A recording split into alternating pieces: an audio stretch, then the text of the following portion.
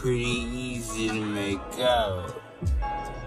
Within their territory, they had both Mount Gilead, the second highest mountain Yasharal, and the east Mount Hermon, the third highest mountain Yasharal. Now let's move west of the Jordan River, and let's determine the territory of the tribe of Yehuda. Joshua 15:1 says the wilderness of Zin was the south border. Zin in Hebrew means flat. Zin was a part of an area called Kadesh Barnea.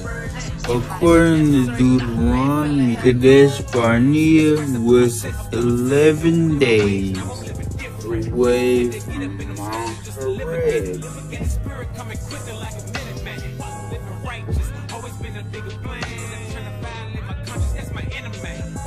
Zin means flat in Hebrew. There is a flatland in southwestern Utah, specifically in Iron County, Utah. This is the second flattest area in Utah besides the Salt Flats. This area is 330 miles, which is exactly an 11-day walk from Black Mountain Wilderness, which is the true Mount Horeb. Through left Sinai made their way to the wilderness of Zin. They became thirsty again. Now this time, Moses became very angry with Israel and smote the rock twice, but he was commanded to speak to it. But nevertheless, water still came out of this rock, enough to quench the thirst of Israel once again. In order for water to come out of a rock, there has to be volcanoes around it to heat up the groundwater beneath it. In Migration Series Part 3 and 4, I proved the land of Zin, aka Kadesh Barnea, is southwestern Utah. Underneath this region, there is lots of groundwater, as well as the only volcanoes in Utah. Zin means flat in Hebrew, and this is one of the flattest areas in Utah other than the Salt Flats. Just like Zin in Scripture, southwest Utah has groundwater as well as flat land. Modern Kadesh Barnea has neither of these.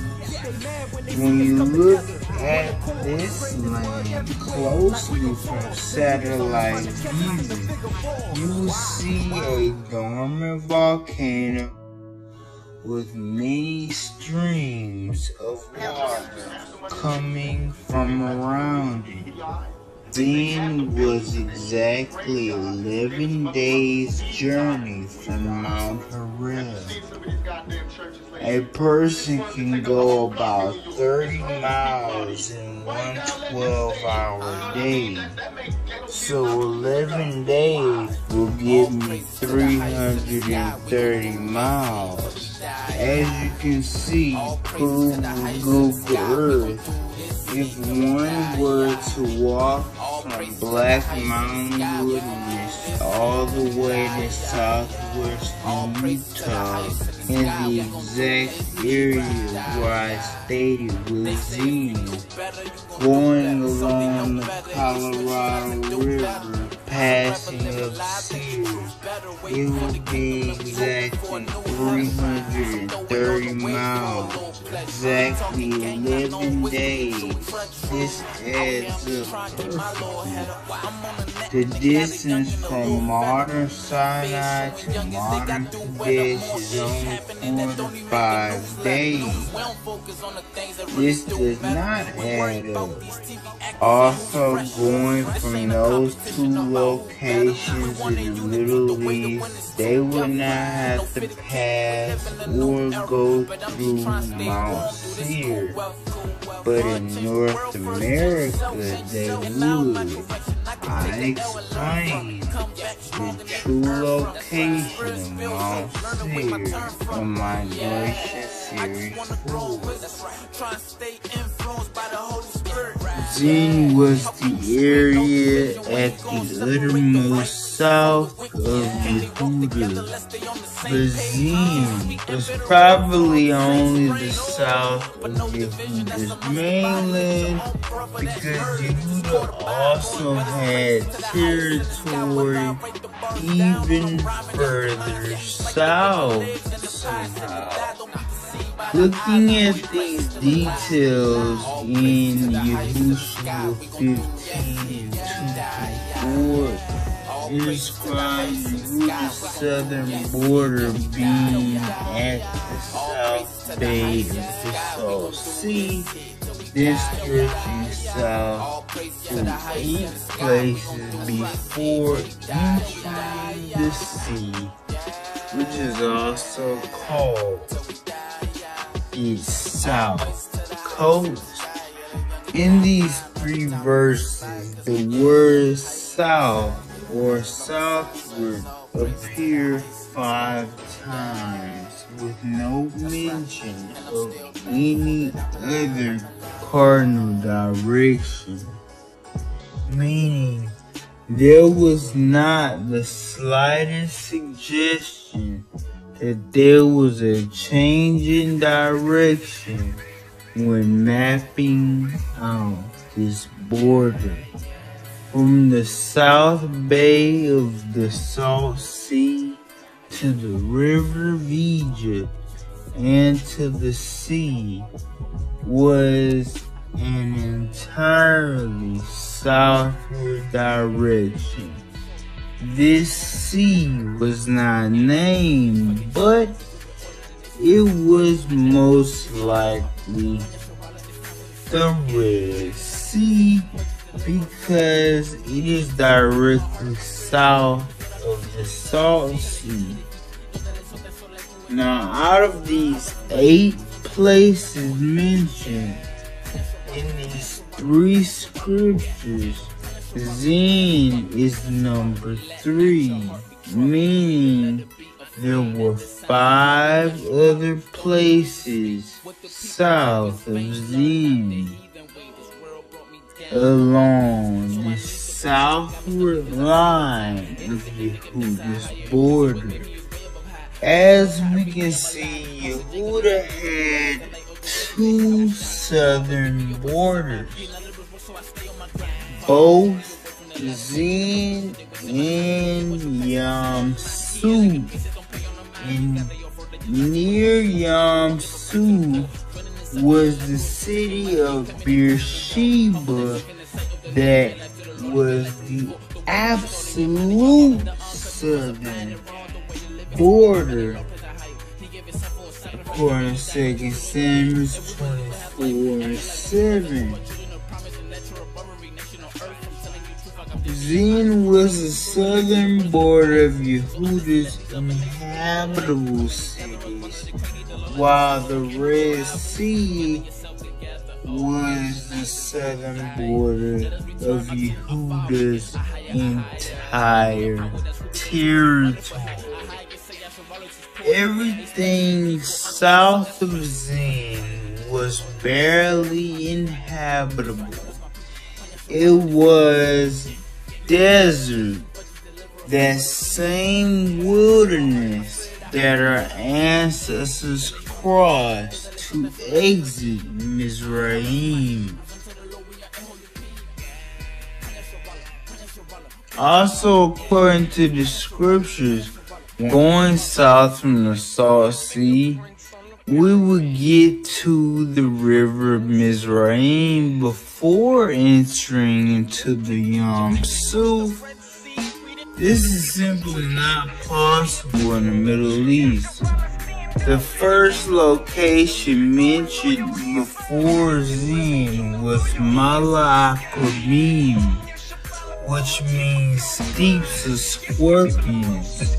This matches the American model because southern Utah, around the same area of Zin, begins the distribution of scorpions in our land.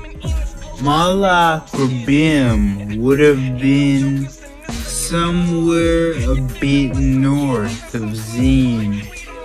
Kadesh Barnea, Hezron, and Adar were three cities in a straight line south from Zin. Kadesh and Adar were the highest in elevation due to the Hebrew term U'alah, which appears in the text meaning to ascend or to go up.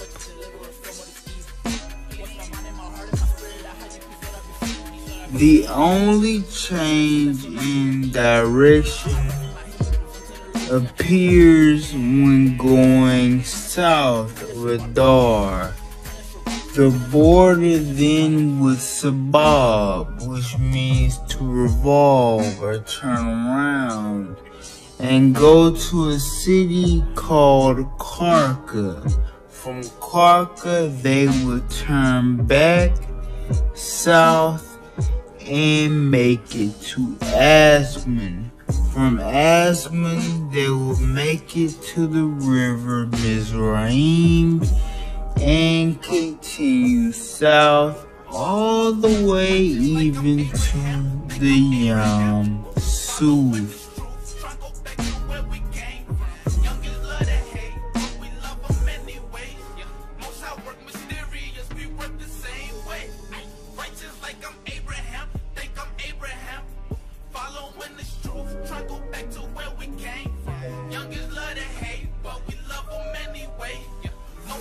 The border went all the way northward, even toward Gilgal. Yehuda's northern border consisted of Jerusalem, which was also a southern city of Benjamin. Jerusalem was also called Yebusim, the city of the Jebusites. It was said to be north of the valley of Hinnom, according to Yahushua 15 and 8. And also, according to that same scripture, Hinnom was north of Hebron, which is the valley of giants. So let's find Jerusalem. This is the time that we've all been waiting for, from Migration Series 1 even to this day. We are going to find the area of Utah where Jerusalem would have been, the holy city that we were commanded to pray toward.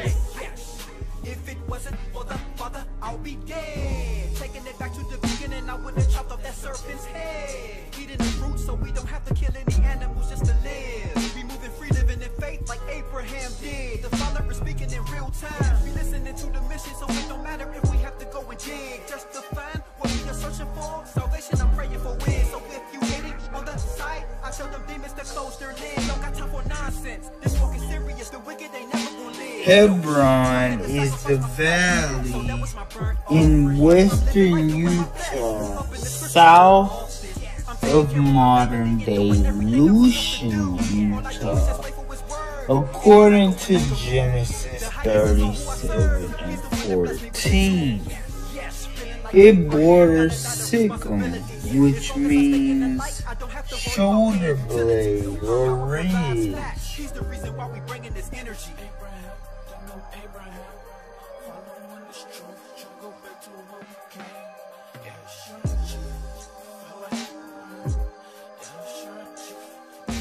Also, according to Genesis 37 and 14, Hebron is a vale, which is a valley. As you can see, this area has a valley and borders a ridge. So Hebron would be right here. So the valley of Hinnom would be north of this land.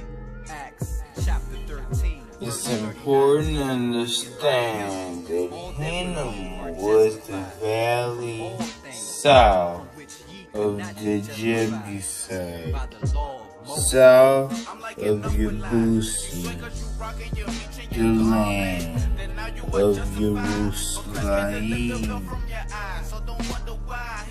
Scripture denotes the valley of Hinnom being directly south of Jerusalem and being within the valley of giants, specifically on the west side of the valley of giants.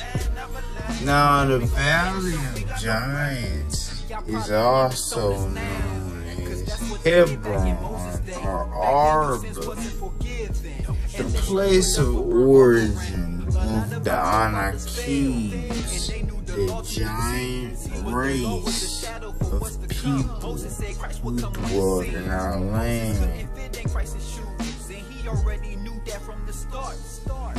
So, on the west side of the valley of Hebron, on the north side as well on the valley of Hebron, and south of Jerusalem was the valley of Hinnom. Therefore, this was a valley within another valley. So, it's a small valley within a big valley. So, all along the range of the Bald Eagle Mountain Range, which is the west mountain of Hebron, there are several valleys. These valleys are very pristine and beautiful. However, it would have to be one of the valleys on the north side.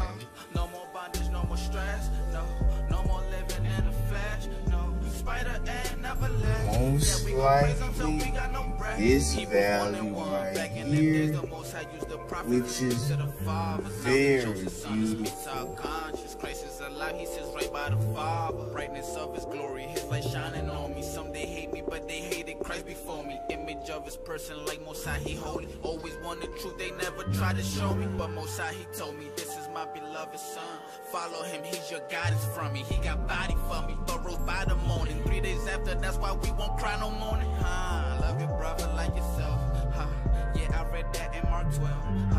Verses 30, 31. So north of this valley, there must be the land of the sites, specifically the city of Jerusalem. This city was also within a valley. According to Psalms 125:2, Jerusalem was surrounded by mountains, indicating that the valley was enclosed and surrounded by more than just two mountain ranges. Jerusalem was also a special city because its inhabitants could dwell between mountains, which were a natural fortification from enemies. Hence why Jerusalem means teachings of peace. In Utah, north of the aforementioned Valley of Hinnom, there is a valley that is enclosed to its north border. It is surrounded by the Grouse Creek Mountains on the north, east, and west. Jerusalem would have been built in this valley. You can see that this is a very large area suitable for all 12 tribes to gather there twice a year during Passover and Feast of Tabernacles.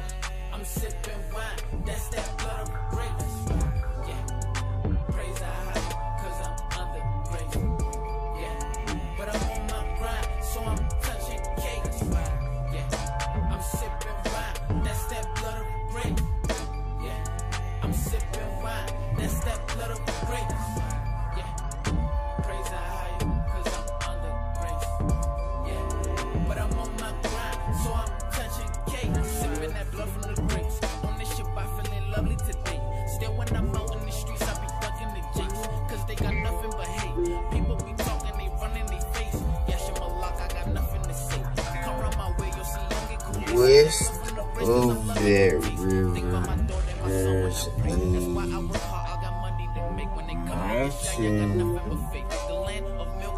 and at the bottom of the mountain we see some suspicious rock formations. As you can see right here, that does look like a right angle. The shadow indicates perhaps it has a sharp edge to it. And we see some more formations over here.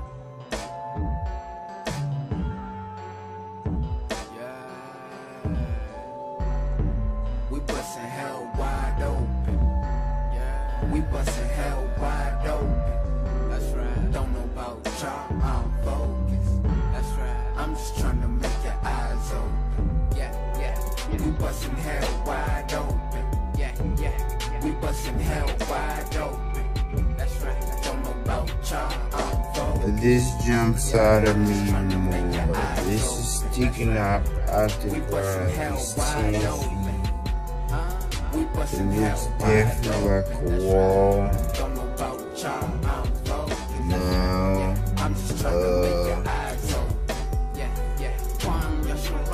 this area as well sticks up at me too. You see some, it looks like another right angle, almost a T formation. As you can see. But again, I'm not gonna just jump to conclusions, but it's a lot of suspicious activity, rock activity, I should say. on the base of this mountain within this valley, right?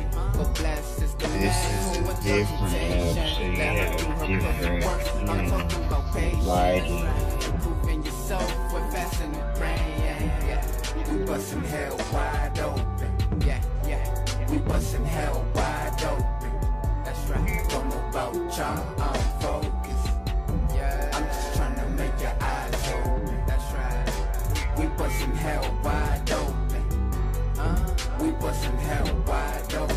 That's right. Don't know about y'all, I'm focused. That's right. I'm just trying to make your eyes open. You live in the fast life so you can meet the devil quicker. The blessings come with patience like babies getting delivered. We born with a gift and I use mine to bring the light. You treat your life as a game cause your brain is Fisher Price. I thank the Lord for transforming my life and showing me beauty. Seek the Lord and you should find and see that saving is his duty. My life is totally different since I gave myself to God. My life was cluttered like storing junk inside of a garage. I was busting hell open with the sin that I was doing. All the females I was screwing had my mind lost and ruined. Thanks to the Most High, my eyes open, now I see. We busting hell wide open. Too many spirits out here weak.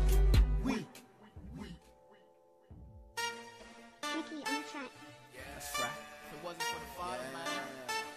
We still thinking so. All praise to the Most High. So it's all praise, man. The entire land's completely cleared of everything. We don't follow the train. We don't follow down the line. Nah.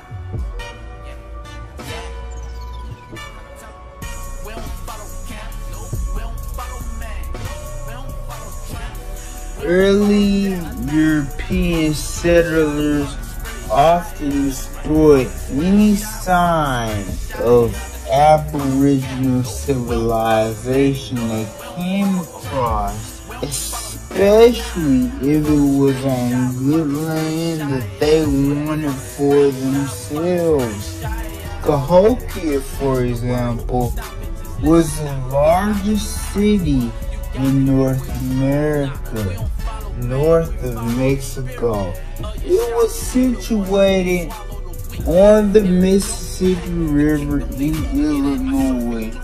The city's population surpassed that of London. It was larger than any U.S. city up until the 1780s when Philadelphia's population grew. But by 1869, Cahokia was almost 100% eradicated. Conquistador Hernando de Soto and his army completely wiped out 75 American villages in about only 1 year. So if our oppressors was this effective at completely annihilating cities, what would make you think Jerusalem and any other biblical city is any different? Look into the world fairs. They popped up all throughout North America. These were large tourist attractions, large castles, which were more advanced than what the whites could build at the time. However, they were all mysteriously destroyed randomly with no explanation given. This is because these buildings were not built by white people. They were actually built by the indigenous Native Americans who lived there. And yes, I know because of the history that we've been taught, it's very strange to imagine Native Americans having the technology to build castles. But it is indeed true and is documented very well in many European sources and books that they wrote once they set foot on this land.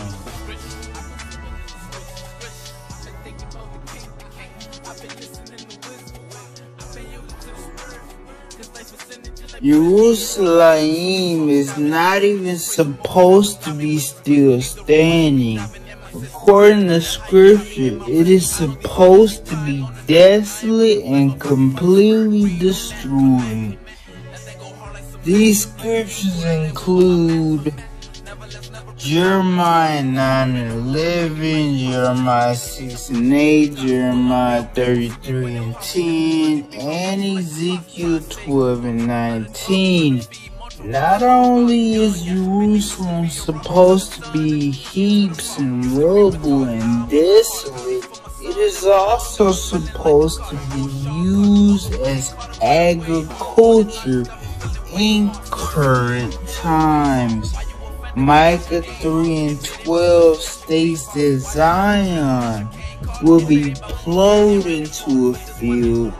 In scripture, it also says that there is a mountain which the holy temple is built upon.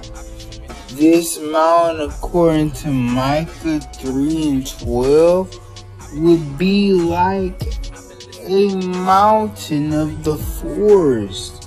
This area between these mountains fits this biblical description. It is desolate because very few people live there, although it is full of plowed fields with irrigation circles. There's also a small mountain within this valley adjacent to the plowed fields. This mountain is covered in bushes and trees.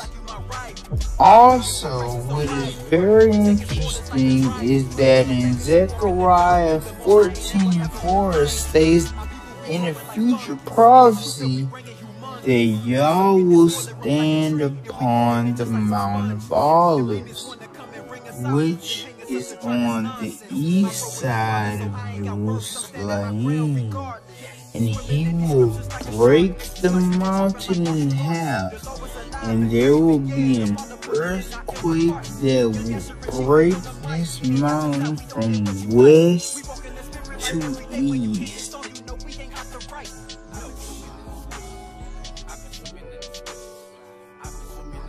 Ironically, the mountain east of this area has a tectonic fault under it.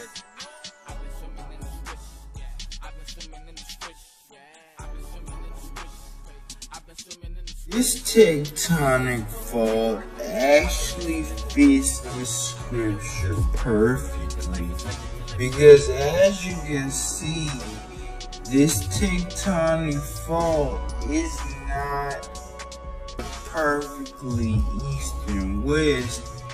It's actually diagonal. So what will happen is, in a transform boundary, which is the tectonic boundary that caused the earthquake, one side of the mountain will move northeast,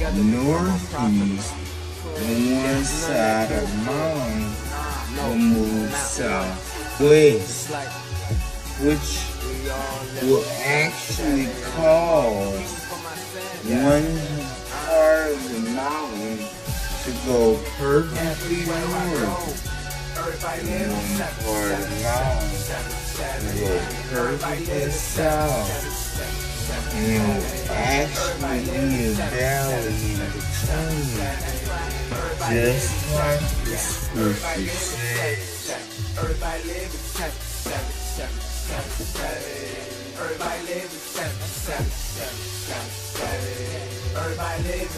Yahushua 15:5-9 is a clear description of Yehuda's north border.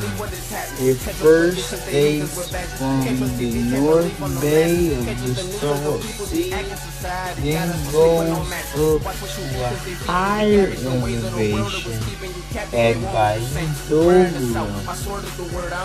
which is also shared by Binyamin. This was an ancient city Blue Springs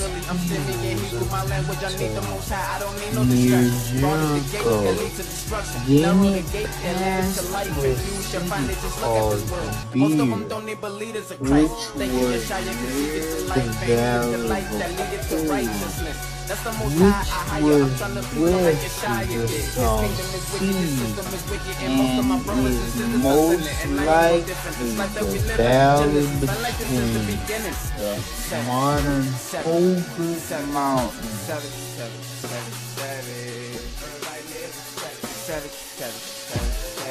So before the border passed the Bear, it passed to Ba'im Arba, which means house of the infertile plain. This infertile plain would be northern Moray, which was so flat.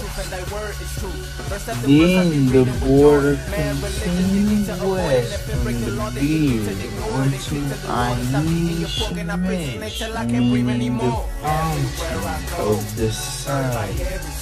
Now, why would a spring be called fountain of the sun? Obviously, this was a hot spring, which is 108 degrees. The spring was west of Jerusalem.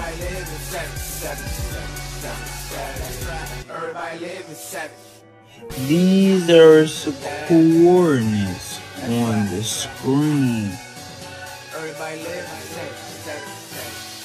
This straight east to west border then stops before Ayin Rogel. This means traveling fountain. This was another natural spring. In Utah, this spring would be Thousand Springs Creek, which is literally a creek that is composed of 9 springs. The water in these springs combine together into one 74-mile-long river. Thus, it is literally a traveling spring, just like Scripture says here in America. Then the borders went southward in a higher elevation, went past the western mountains of the Valley of Hinnom. Then the border went west past a hill which had a spring called Nephtoah. The spring of Nephtoah is in modern Nevada. In the modern terms, this would be 3-mile spring on the west side of Oxley Hills of Nevada. Its coordinates are on the screen. And as you can see, our land had a lot of springs. This is because having hot springs makes a land ideal for permanent habitation because it's a constant supply of water that is all around. God said He would give us a land full of springs in Deuteronomy 8:7. Western North America has one of the world's highest concentrations of natural springs. None of the aforementioned springs has a Middle Eastern equivalent. Yes, that means none of the springs that are mentioned in these scriptures even exist in modern Israel. The border kept going west until it made its way to Kiryat Jearim. This means city of the forest. Uta Jews was one of the cities of Gibeon, the hill country. Kiryat Jearim today will be located on the forested hills of the Tuscarora Mountains in northern Nevada. This was the northwestern border. Then this northern border compassed or changed in direction, now going south. The King James says it went west unto Seir. We know that Seir is not at all west, it's actually southeast of our land. And not even in the Middle Eastern model do we have Seir toward the west. So it is obvious that this scripture is a mistranslation. It should have said it went west of Seir, which means the border would have went south. It passed Mount Urim, which means forest. This mount was also called Chesalon, which means fertile. The greenest mountain south of Kiryat Jearim is Summit Mountain. It is also the greenest mountain in all Nevada. Just north of it is a giant dry river that would have once made this area very fertile. Then, still going south, the border was drawn to Beit Shemesh. This means house of the sun. Now mentally prepare yourself for the most solid proof this video has to offer.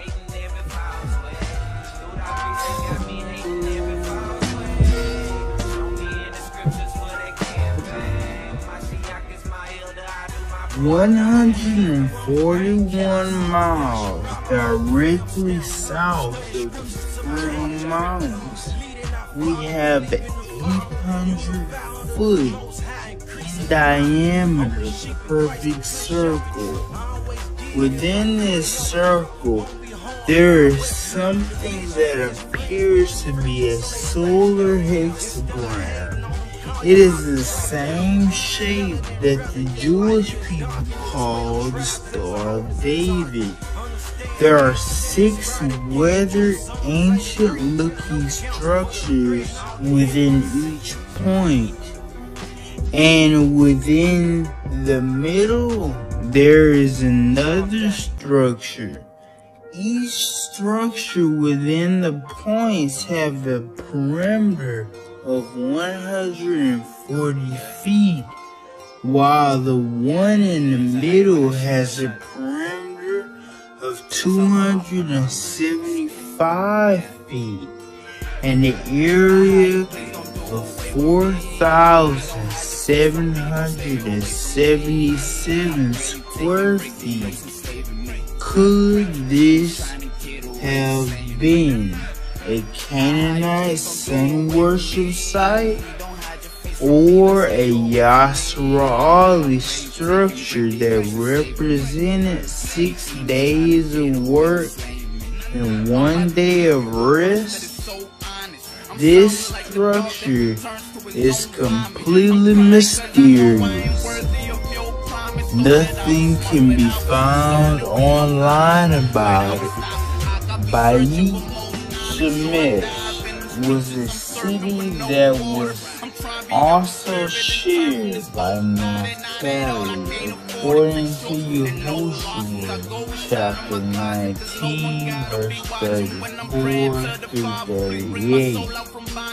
In this scripture, we see that Naphtali was west of Yehuda. However, in the modern 12 tribes maps, we see that Yehuda and Naphtali are not anywhere near each other, let alone bordering and sharing a city.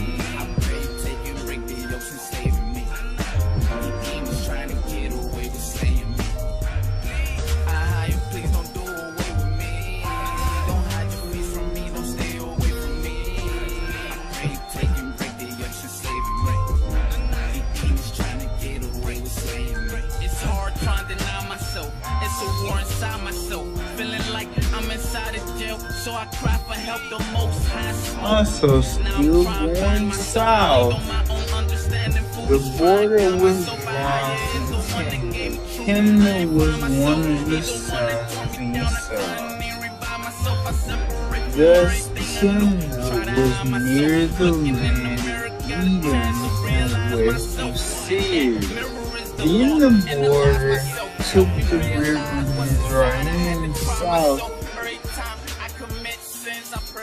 Myself by higher help, straighten my path, don't let me try and help. Only time to tell, but I'ma get it right. Still I fight, cause I don't approve of this wicked life. Let it go, prepare my soul for temptation. Move slow, don't waste my snow to be patient. I hire you, please don't go away from me. Don't have to say something, don't stay away from me. I pray you take and break the legs and save me. Trying to get away with saying me. Please don't do away with me. Don't hide your face from me. Don't stay away from me. I pray you take and break the ice and save me. These demons trying to get away with saying me.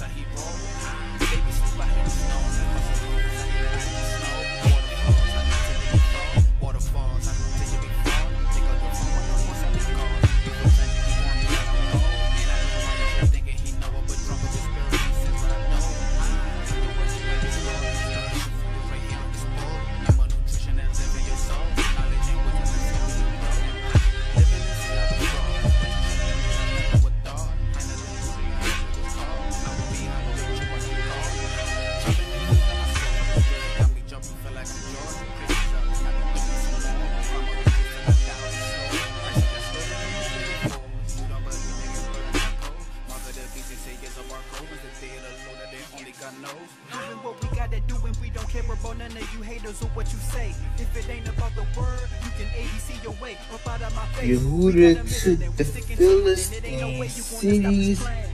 These include Ekron, Ashkelon, Shikron, Gaza, Gath, and Ashdod. Shikron, Gaza, and Gath all have names that correlate with wine. Shikron means drunkenness. Gaza means strong, as in strong drink. And Gath means wine press.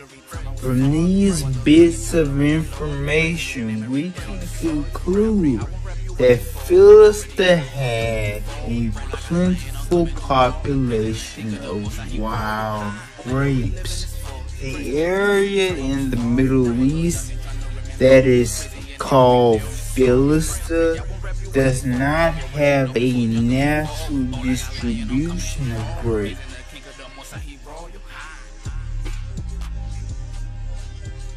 In fact, in the Middle East, grapes cannot naturally occur anywhere south of the modern Lebanon or Syria due to Israel's harsh climate.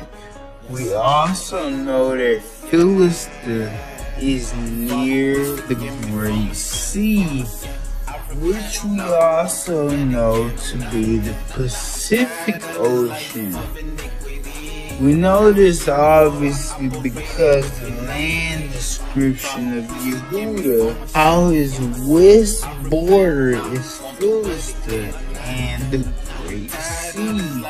We also see that the Great Sea was called the Sea of the Philistines in Exodus 23 and 31.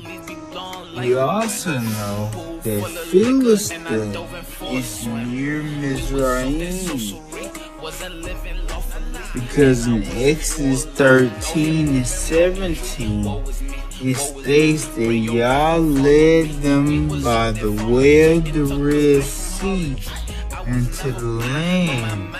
Because if they would have took the shortcut, they would have seen Philistine armies, been afraid, and turned back into Mizraim. In this scripture, we see that Mizraim is near Philistia. This tells us that Philistia is toward the southwest of our land.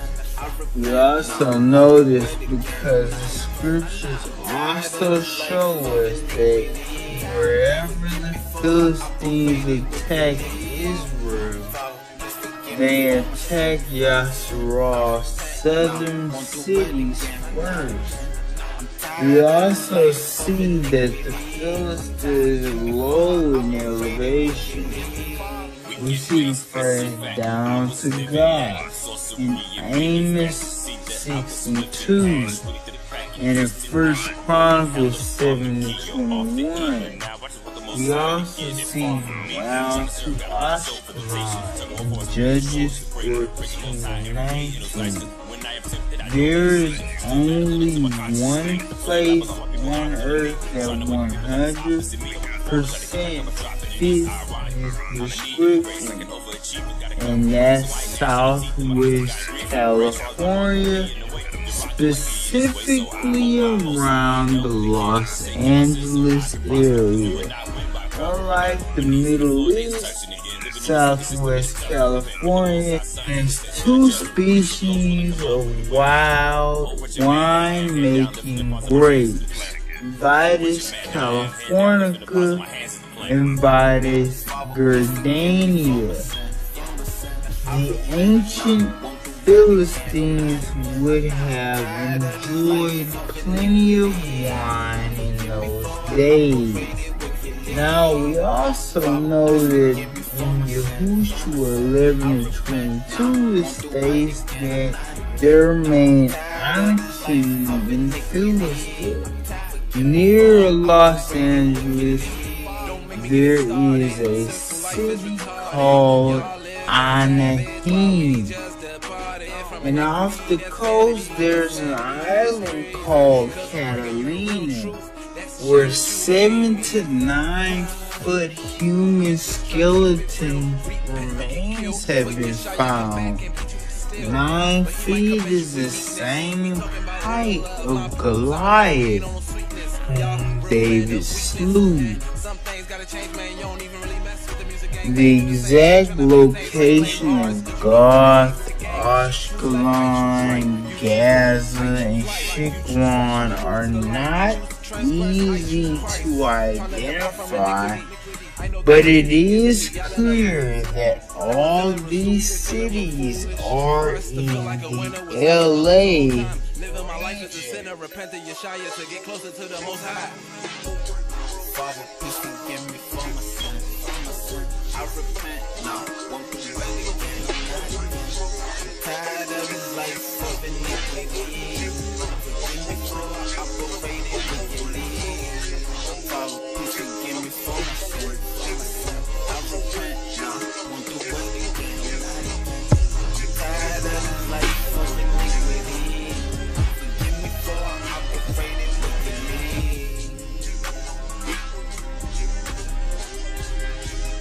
The Philistines had corrupted Nephilim-like DNA, which caused them to have many mutations like extreme height and an occasional 6 fingers and toes.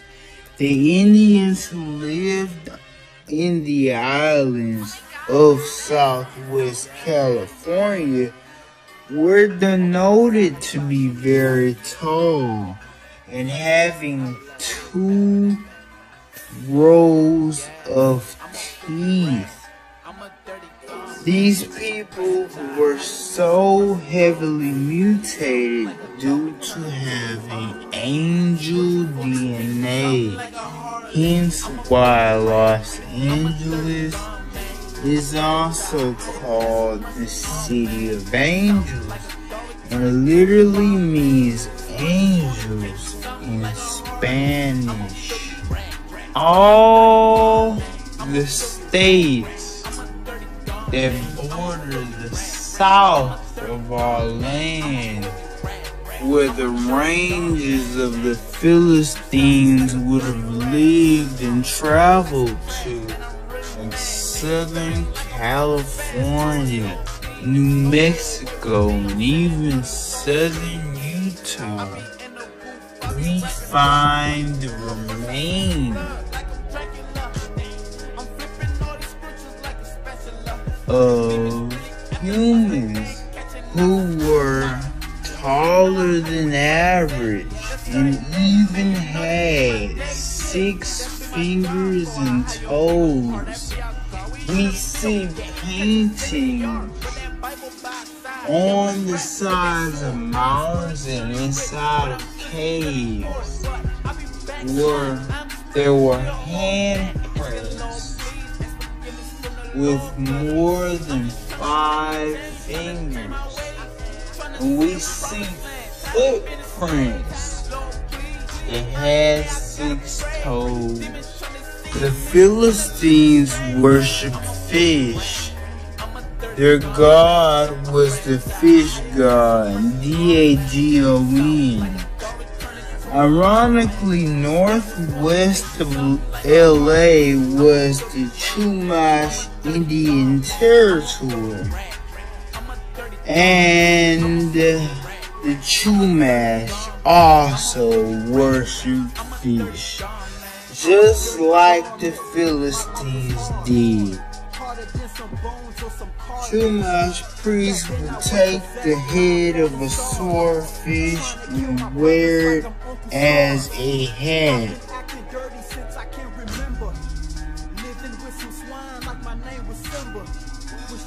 Just like Philistines did historically.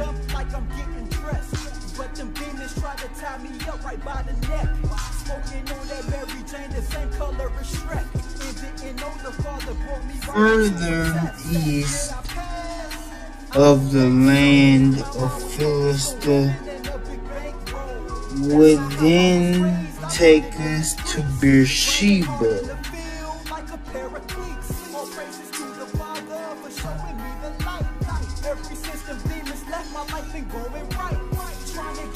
But let's move on to the next tribe, shall we?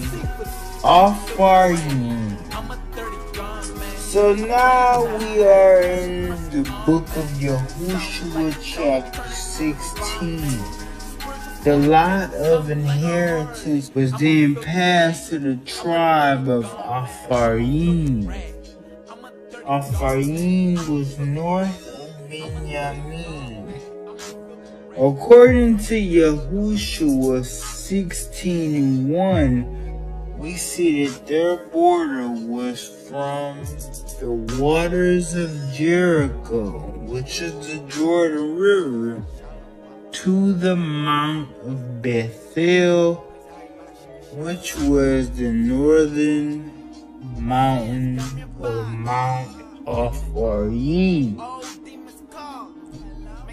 The city of Bethel was west of Mount Bethel, but Ai was on the east.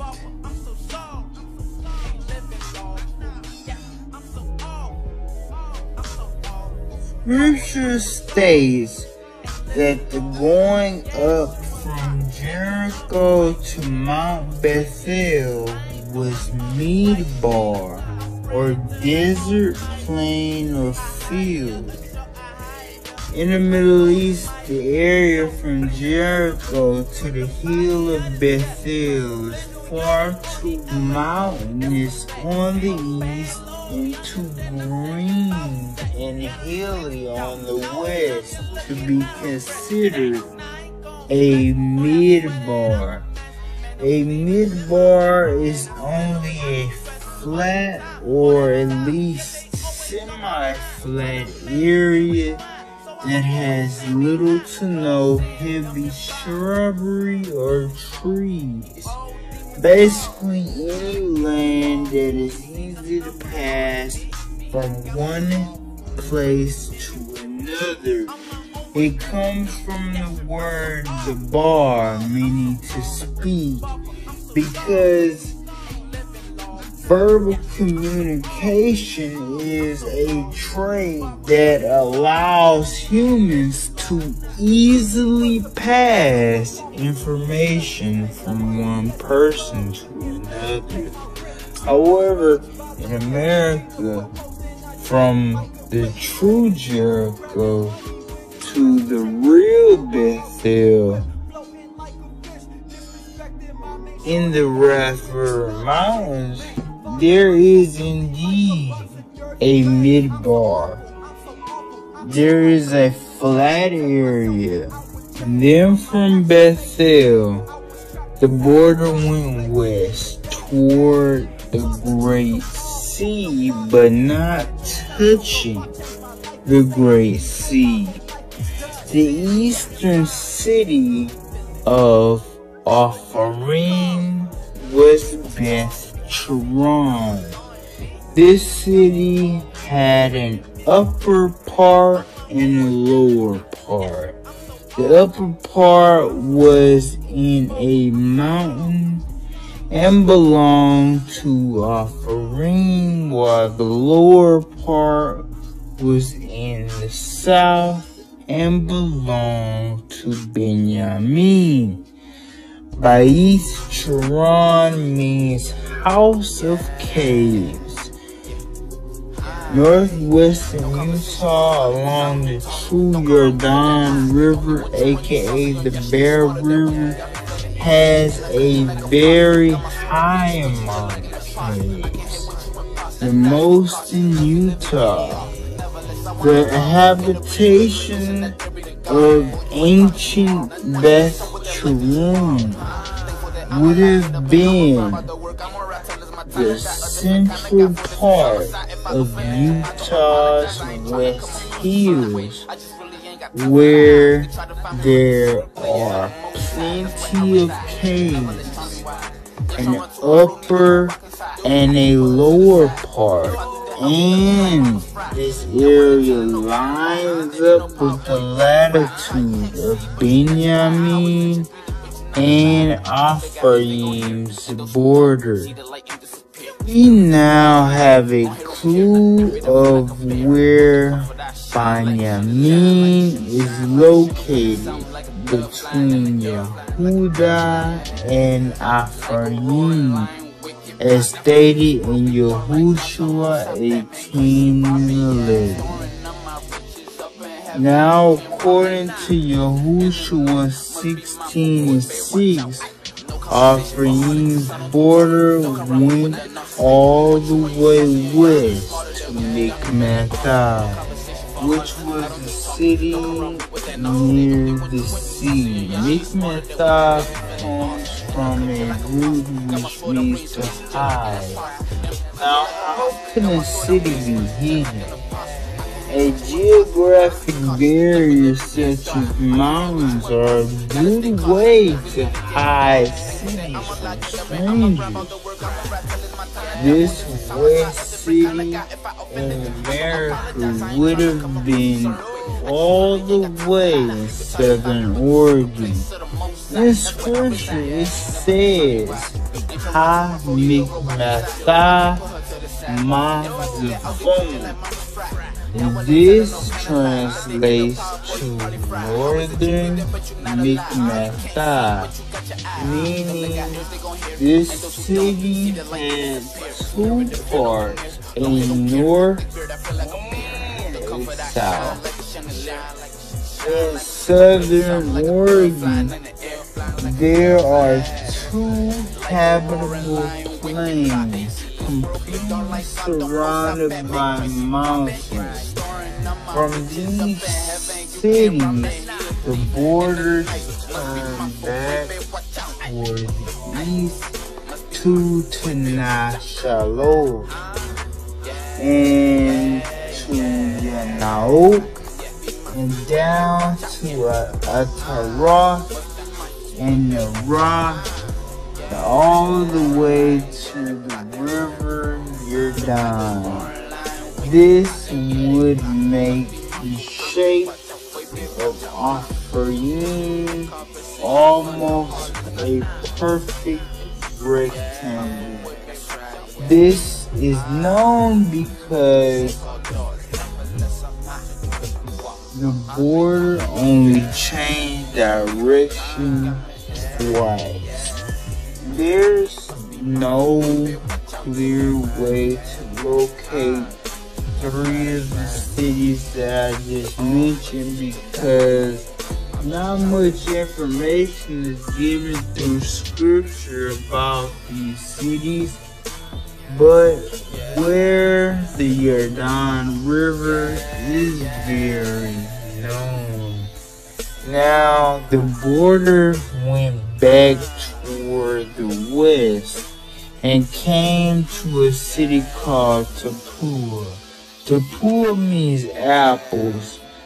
Apples must have been grown in this area.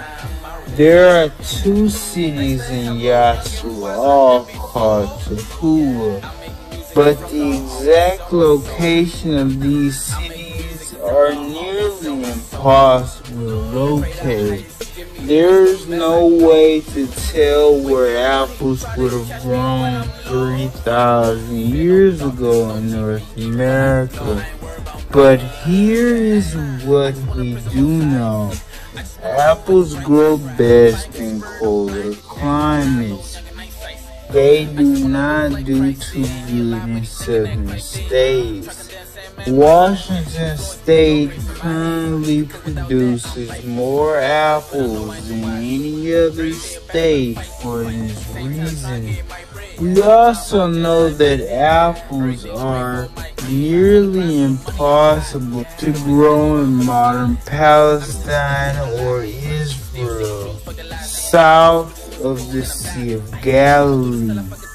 Ephraim definitely would not have had apples if it were in the Middle East because It's below the Sea of Galilee.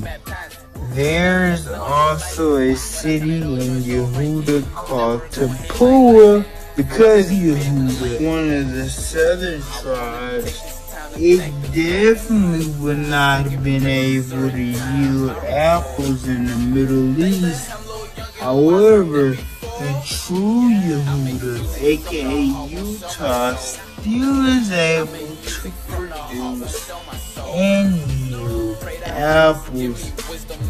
But the city of Afarim, named Tapua, would have to be somewhere in southwestern Idaho, as it was very fruitful and is south of a major apple zone.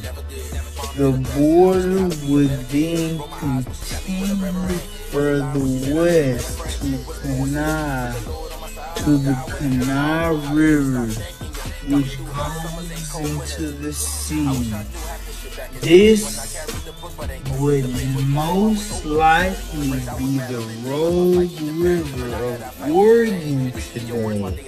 Let it be noted that this is an exceptionally ancient and remarkably beautiful river. North of the Kanawha River was Manasseh, and south was Afarim. Now let's discuss the boundaries of West Manasseh. Their border was from Ashar, which would be south of Manasseh, to Mikmathath, which is the city of the two plains in South Oregon. Mikmathath is directly west of Shechem, which means ridge or backbone. This is not the same Shechem that Abraham dwelt.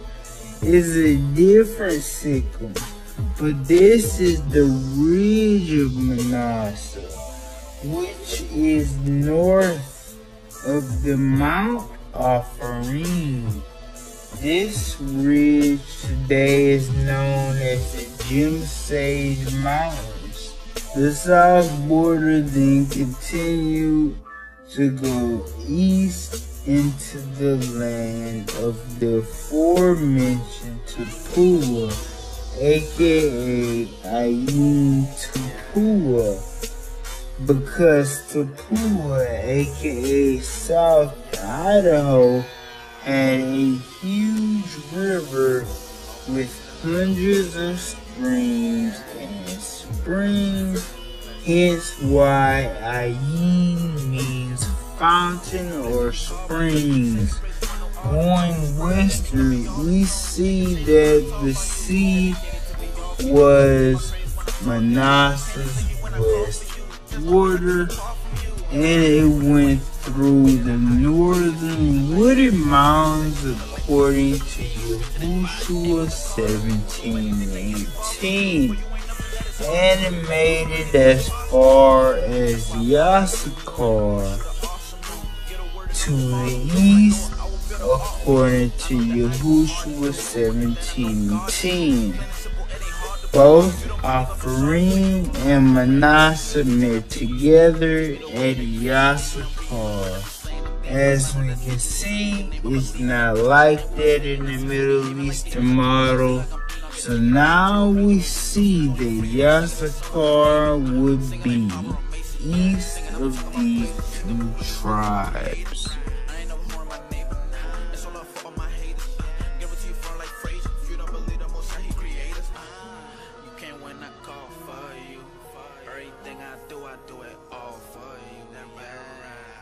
Spin bars for you, singing praises to your name, with no auto-tune. Blessed to be called by you, singing praises with no auto-tune. Spirit in me got me all in tune. Niggas hate it when I talk by you. I'm dedicated to be all for you. You hear my prayers when I talk to you. Can't they see me when I call for you? There's no way I could depart from you.